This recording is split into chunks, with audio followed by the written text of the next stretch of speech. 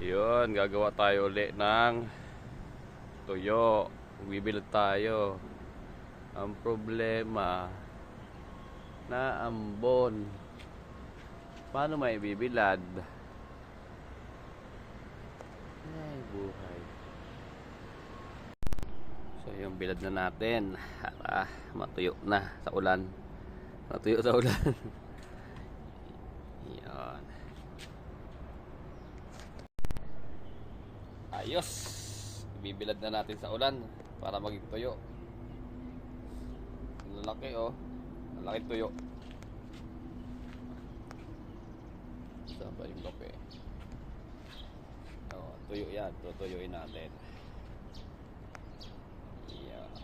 Fermented tuyo.